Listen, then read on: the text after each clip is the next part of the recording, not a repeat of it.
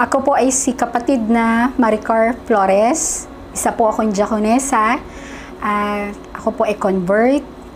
Ako po ay may bahay ng kapatid na Glenn Michael Flores. Siya po ay Pangulong Diakono ng ikalawa ng aming pong lokal dito po sa distrito ng Santa Cruz, Laguna. Ako po ay galing sa pagiging Katoliko, yung aking dating relihiyon. Isa po akong katekista.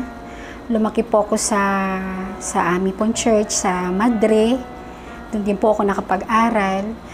Lumaki po ako sa pagnonobena. Ako po ay nagtuturo ng mga bata at choir din po ako sa aming pong kinagisnan na relihiyon. Since birth, Katoliko na po talaga ako. Bininyagan po ako sa Katoliko at nakita ko naman po sa aking mga magulang at tuwing ika-6 ng gabi, nananalangin po kami kasi ang aking pong ama ay matanda pong tao. Siya po ay naging sakristan din po sa kanila pong kinagisnan na relihiyon. At pinamulat po sa akin na ang Diyos ay si Kristo at ang si Birheng Maria na talagang kapag may problema kami, lalo sa aking pag-aaral, pupunta kami ng simbahan, nananalangin kami doon, nagdadasal po kami. At pinamulat ng magulang ko na sila po yung magliligtas sa amin. Yung amin pong mga santo. At ang isa po sa karanasan ko po, yung pong santo na iniikot namin tuwing ika-1 linggo, nagnonobena po kami. Nabago po siya dahil ang isa ko pong kaibigan ay niyaya po ako. Siya po ay isang Iglesia ni Cristo. Niyaya niya po ako na sumamba sa templo at noong mga panahon na yun, napaunlakan niya ako na hindi alam na aking mga magulang.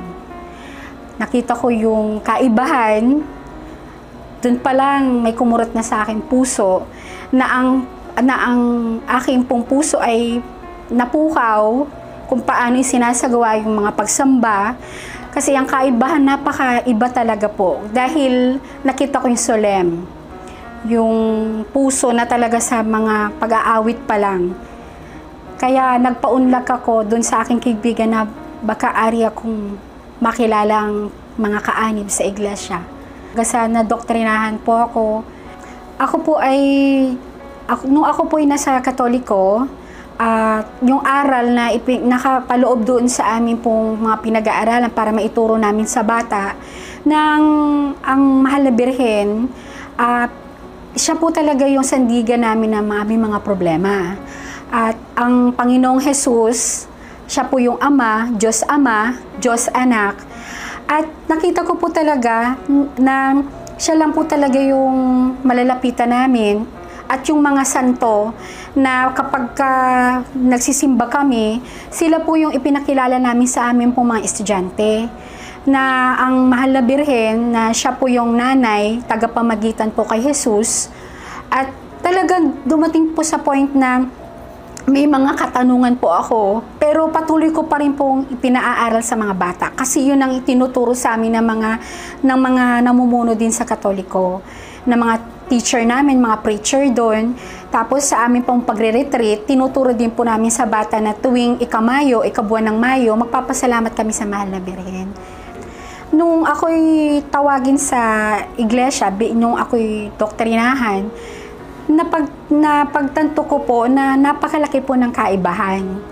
Kasi sa doktrina ng iglesia, ang Diyos at si Panginoong Hesukristo ay magkaiba po. Ang Panginoon Diyos, ang Ama na po natin, at ang Panginoong Hesukristo ay bilang isang tao na tagapamagitan po sa Ama. At ang nagustuhan ko po talaga sa aral, nakita ko po yung kaibahan na ang Panginoon Diyos po ay siyang pong lumalang po talaga sa atin. Na maling-mali po talaga yung naituro ko sa mga bata.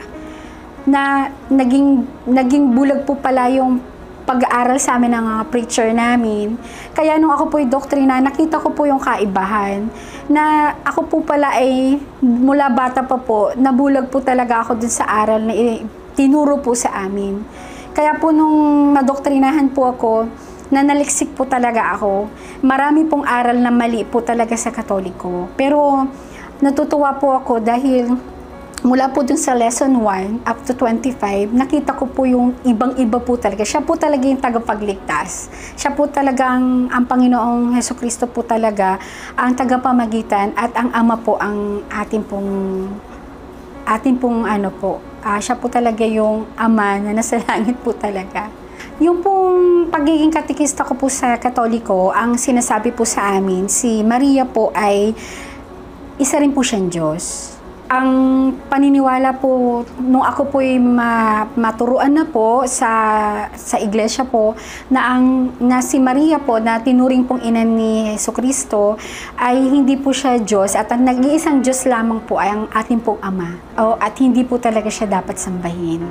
Nung mga panahon po na ako po ay tinuturuan na po ng ministro na nagdoktrina sa akin, nakita ko pong ang tunay po na relihiyon po talaga ay ang Iglesia ni Cristo. Dahil lahat po ng aral na itinuro niya sa akin ay nakapaloob po sa Biblia. At yun po ang aking pinaniwalaan. Doon po ako nagsaliksik talaga. Na patunay po na nasa Biblia po lahat ng aral na itinuro po sa akin ng ministro na nagdoktrina po sa akin. Ako po ay nabautismohan ng January 26, 2000 sa lokal po na San Pablo, Laguna. Mahirap lang po kami talaga, sobrang hirap po. Talagang walang magulang. Pero yung Ama, tuwing mananalangin kami, di kami kinakalimutan ng Ama. Payak lang aming bahay, nagkaroon kami ng maliit na espasyo para sa pagsamba ng kabataan. Pero habang tumatagal po, binibiyayaan kami ng kinabubuhay ng Ama.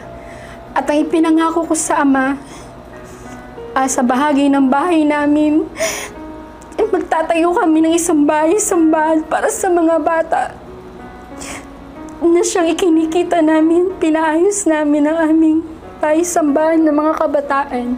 Kaya ang aming mga anak, lahat po sila, nagkaroon ng may tungkulin sa pagsamba ng kabataan. Hanggang lumalaki po sila, naasikaso namin ang PNK sa bahay. Ang mga anak ko po, lahat may tungkulin. Mga awit po sila lahat. Lumaki po sila na kami-kami lang po. Pero ang naging magulang po namin ang Ama. Sa tuwing magkakaroon kami ng mga pagsubok, siya po yung tumutulong sa amin. Ngayon po, malalaki na pong aming mga anak. Nabigyan kami ng matatag na hanap buhay mula sa payak na nagtitindalaan kami. Kung ano-ano pong tininda namin. Kasi wala kami mga magulang. Binigyan niya po kami ng matatag na hanap buhay. Ang pangako ko naman po sa Ama kami mag-asawa. Sa bawat biniyaya niya sa atin, huwag nating kakalimutan ng iglesia. Kasi dito tayo naging ayos.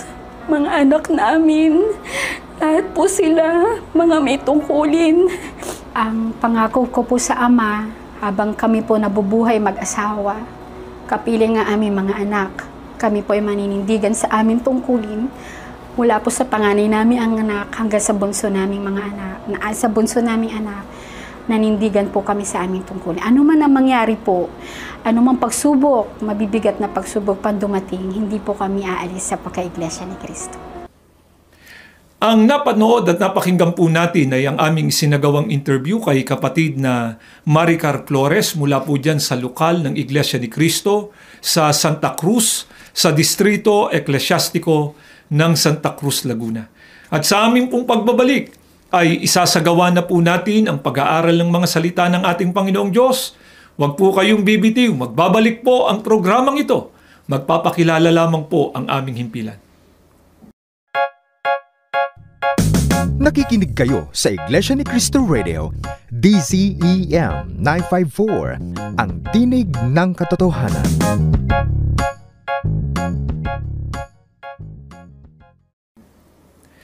Muli pong nagbabalik ang programang ito, ang In Search of Truth. Binabati po namin ang lahat ng mga kapatid natin sa Iglesia ni Cristo na nasa iba't ibang panig ng mundo. Gayon din po yung mga panayang sumusubaybay sa palatuntunan ito. Binabati rin po namin ang lahat ng mga kapatid at mga may tungkulin diyan po sa Distrito Eclesiastico ng Santa Cruz, Laguna sa pangunguna po ng ministrong nangangasiwa sa nabanggit na distrito. Binabati rin po namin ang sambahayan ni kapatid na Maricar Flores, isang masiglang diakonesa mula po dyan sa lokal ng Santa Cruz sa nabanggit din na distrito. Si kapatid na Maricar po ay dating kaanib sa Iglesia Katolika. Nasabi po ni kapatid na Maricar sa ating sinagawang interview na siya ay dating miyembro ng Iglesia Katolika. Siya din po ay naging katikista at nagtuturo siya sa mga bata noon na mga kaanib sa Iglesia Katolika. Nabanggit po ni kapatid na Maricar na pinamulat sa kanya sa reliyong kanyang kinagisnan na ang tunay na Diyos ay ang ating Panginoong Hesukristo. Naimulat din sa kanya noon na si Maria tagapamagitan daw di umano ng mga tao sa ating Panginoong Diyos. Subalit, nung pagbigyan niya po yung paanyaya ng mga kapatid namin sa Iglesia ni Cristo na siya ay makinig sa ginagawa naming mga pagba-Bible study, naunawaan ni kapatid na Maricar na yung palang kanyang pinaniniwalaan noon na di umano ang ating Panginoong Sukristo raw ang tunay na Diyos. At si Maria na ina ng ating Panginoong Sukristo ay tagapamagitan daw ng mga tao sa ating Panginoong Diyos. Naunawaan niya na yun ay maling paniniwala, maling aral. Kaya nagawa niya pong itakwil, iwanan yung dati niyang paniniwala sa Iglesia Katolika at siya ay nagpasyang umanib sa tunay na Iglesia ni Cristo. Mga kaibigan, alam po namin na ang marami po sa inyo na nakikinig sa pagkakataong ito, lalong-lalo na yung mga kaanib pa sa Iglesia Katolika, ay naniniwala na si Maria na ina ng ating Panginoong Sukristo di umano, tagapamagitan daw ng mga tao sa ating Panginoong Diyos. Bakit po ba tinitindigan naming mga kaanib sa Iglesia ni Cristo na si Maria na ina ng ating Panginoong Sukristo ay hindi po tagapamagitan? Ulitin po namin, hindi siya tagapamagitan ng mga tao sa ating Panginoong Diyos. Sapagkat labag po yun sa pagtuturo ng banal na kasulatan.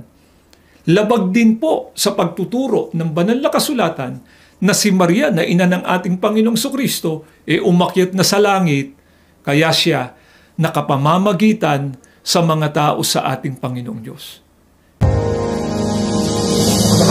We're all at war, battling against this world.